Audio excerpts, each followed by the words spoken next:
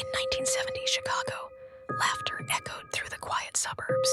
Birthday balloons floated in the cold air, and the sound of children's joy filled the streets. Parents stood around with warm drinks in their hands, chatting as snowflakes melted on the ground.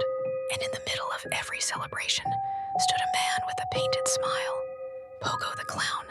He wore a bright blue suit trimmed with red, a painted grin that reached almost to his ears, and eyes outlined in black diamonds that sparkled under the streetlights.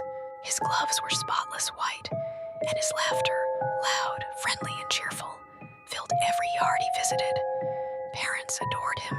Kids waited weeks for their birthdays just to see him twist balloons into animals or perform his silly magic tricks. He was funny, harmless, and always on time, or at least that's what everyone believed. Behind the grease paint and the laughter was a man named John Wayne Gacy, a man who knew exactly how to blend in. To his neighbors, he was the perfect citizen, the guy who organized community events, helped at charity drives, and even met with local politicians. He smiled at everyone. He remembered names. He shook hands like he meant it. But when the makeup came off and the front door shut, the walls of that small suburban house began to whisper.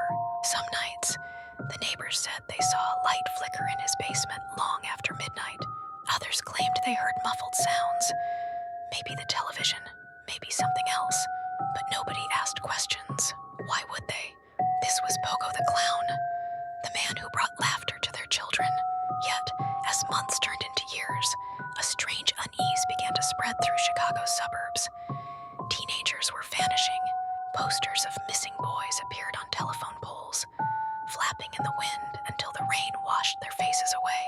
Police searched. Families begged for answers, and the city slowly began to realize that something terrible was moving among them. Still, no one suspected the clown.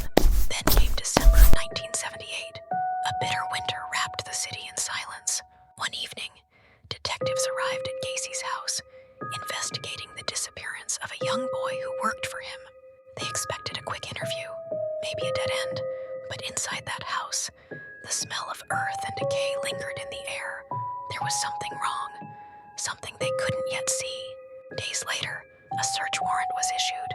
Officers lifted the floorboards, pried open the crawl space, and discovered what laughter had been hiding all those years.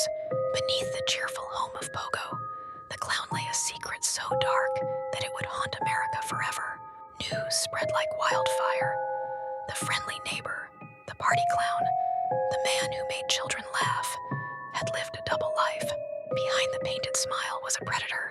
The name John Wayne Gacy became synonymous with evil, the killer clown.